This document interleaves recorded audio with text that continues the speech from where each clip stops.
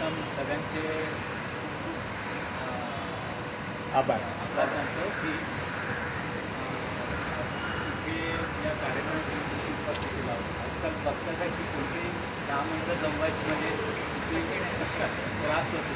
असं आम्ही आमच्या कार्यक्रमात आमच्या जे विनंती आली त्यावेळी आम्ही अनुभव घेत असतो. तर मित्रांनी जे काढलं आहे आम्ही म्हणतो तर वृत्तपत्रिका ही खूप चांगली आहे. त्यांच्या कपॅसिटीप्रमाणे त्यांनी काढली आहे, पण याला आपला सपोर्ट देणं आपलं सगळ्यांचा आपला आपली मदत त्यांना ते लागणार आहे.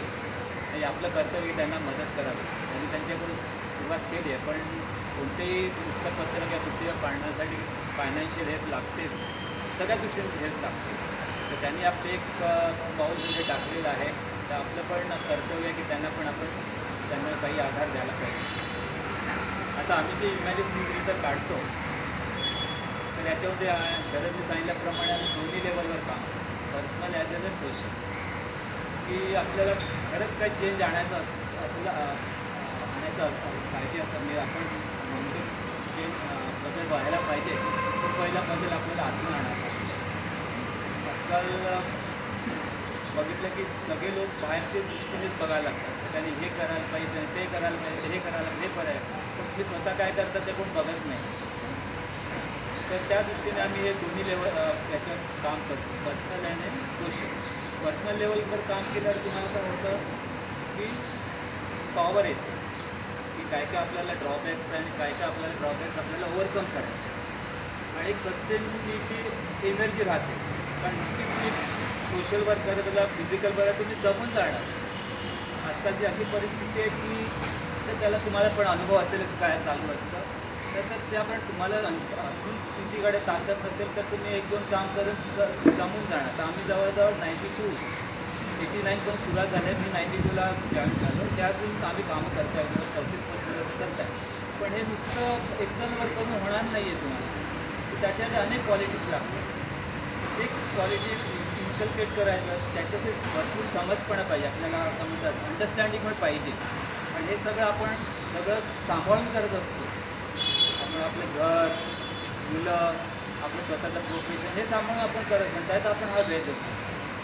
तर त्यात वेळ आम्ही यंग होतो आणि आम्ही सुरू केलेलं जेव्हा तुम्ही तरुण असता तेव्हा तर जोश असतोच तो की आम्ही सुरुवात त्यावेळी केली ते 500 कॉपीपासून केली. तेव्हा पण आम्ही घर जाऊन यायचं प्रत्यक्षित जाऊन. आणि त्यावेळी परिस्थिती जरा वेगळी होती. आम्ही कुठे गेलो तर लोक बोलवायचे या बसा आपण त्याच्यात डिस्कस करू आणि हे करू.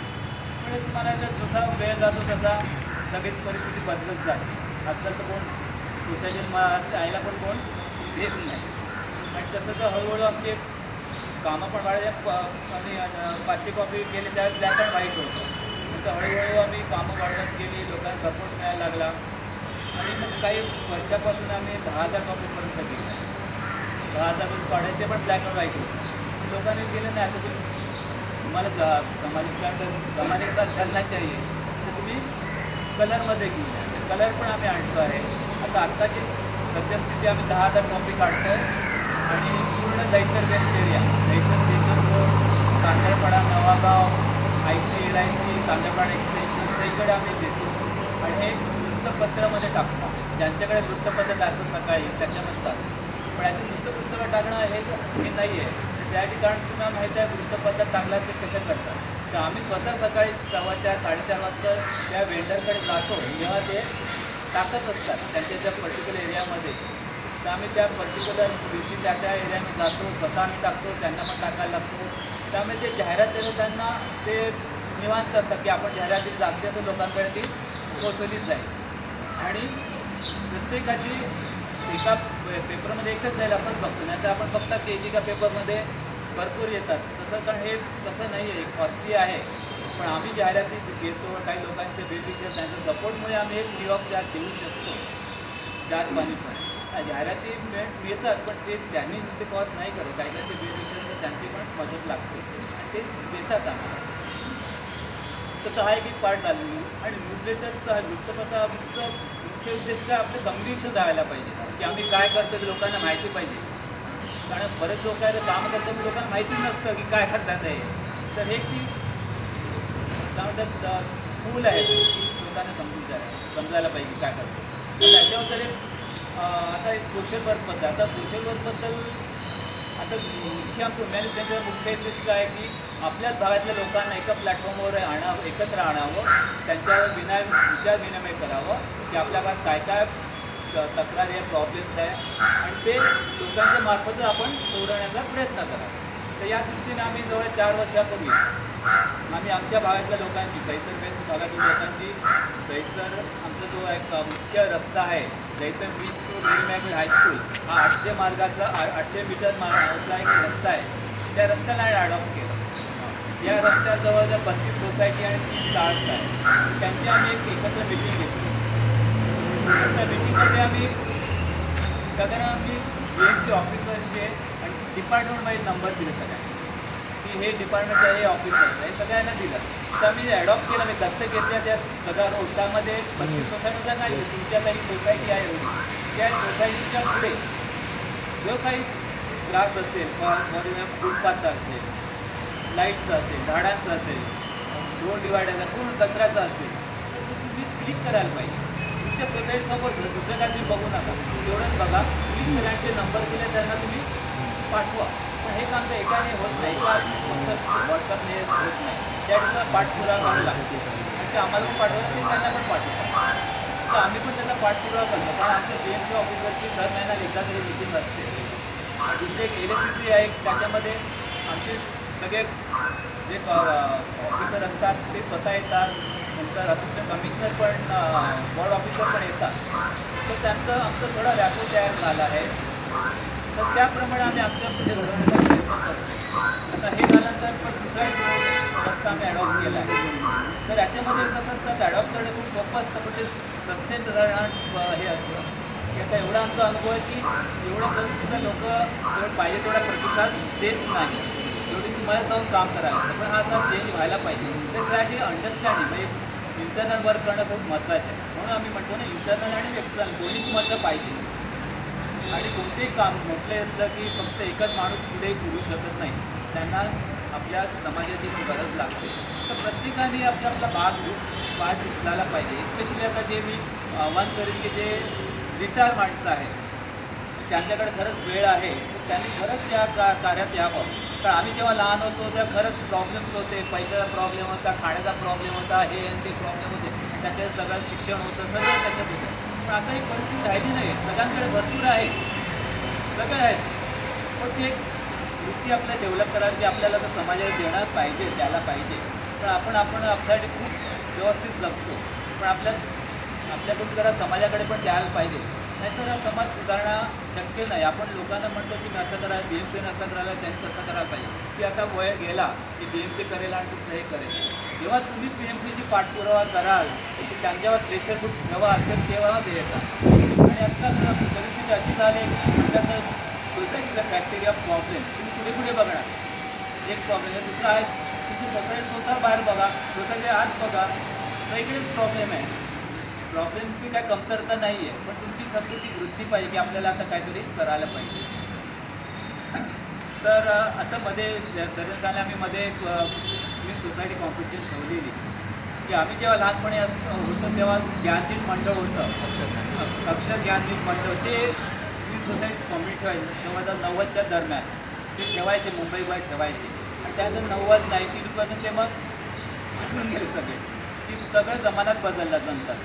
तर आता मी समजलं की लोकांना आपण करतो काम, आपण लोकांचा पण सहभाग वाढवायला पाहिजे. आम्ही सोसायटी बाहेर कामं करतो, जो आम्ही ॲडॉप्ट जो रोड केला आहे की रस्त्याची का प्रॉब्लेम करतो, पण सोसायटी आत कसं जाणार तुम्ही, त्यांना कसं बाहेर काढायचं. तर त्या संकल्पनेने आम्ही या सोसायटी कॉम्पिटिशन ठेवली.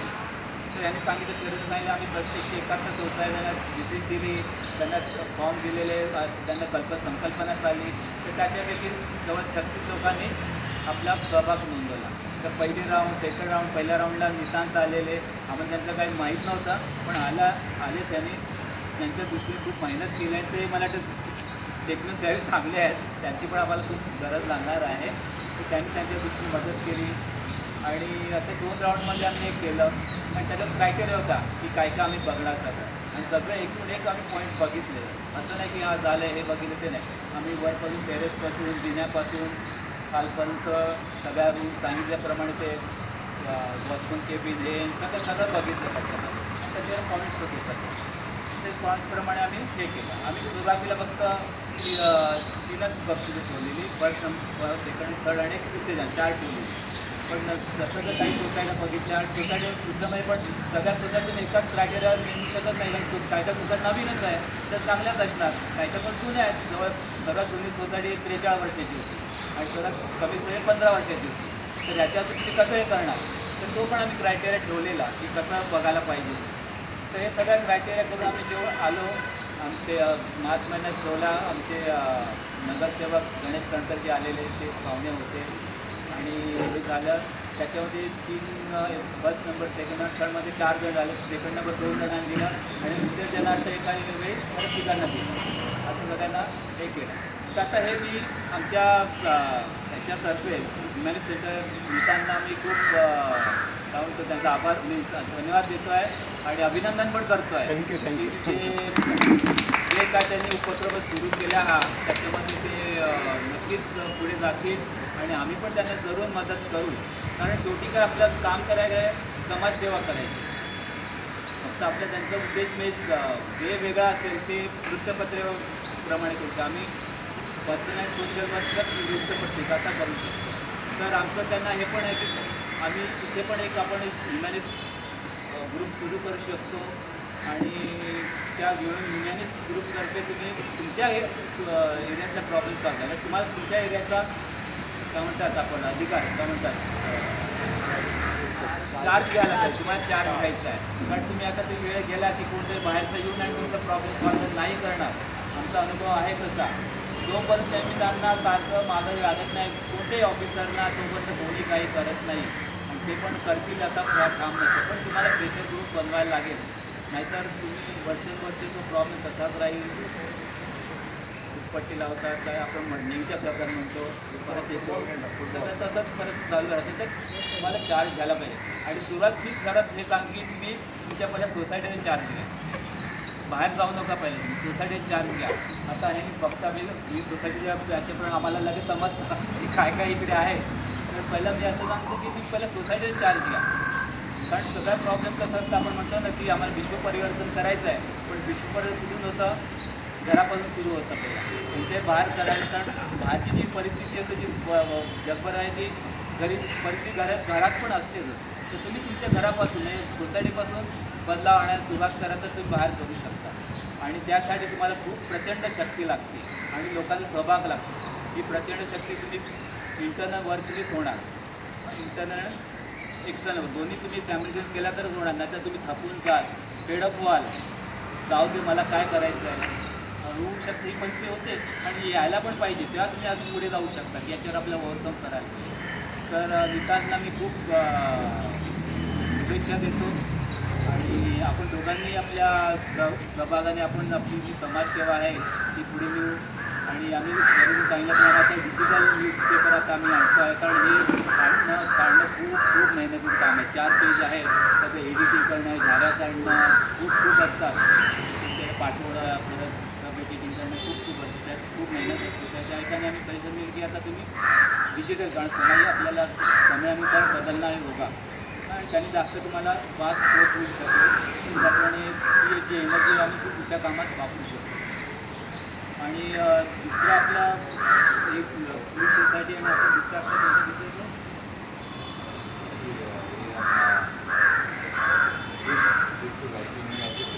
छोटे प्रॉब्लेम तो आम्ही करते आहे. तर आता नवीन आम्ही रोडची डेव्हलप केला तर हे तुम्हाला करायलाच पाहिजे. नाही तर काही वर्षांनी परिस्थिती वेगळं होईल. तुम्हाला स्वतःला चार्ज घेतल्याशिवाय बदलाव होणार नाही. परत एकदा विकासला मी त्यांचं अभिनंदन करतो आणि तुमच्या सगळ्या लोकांनी खूप धन्यवाद मानतो. त्यांनी वेळात वेळ काढून तुम्ही आले आहे आणि मॅडमने सांगितल्याप्रमाणे त्यांच्या बरोबर आम्ही सांगितलं की तुम्हाला स्वतःला चार्ज घ्यायला पाहिजे. अशा बदल होत नाही. की किती मोठा ऑफिसर असेल कोणी असेल नाही, त्यांचा पण अनुभव आला असेल आणि आम्हाला पण अनुभव आहे की तुम्ही स्वतः चार्ज घेतल्याशिवाय काय एवढं बोलून मी माझे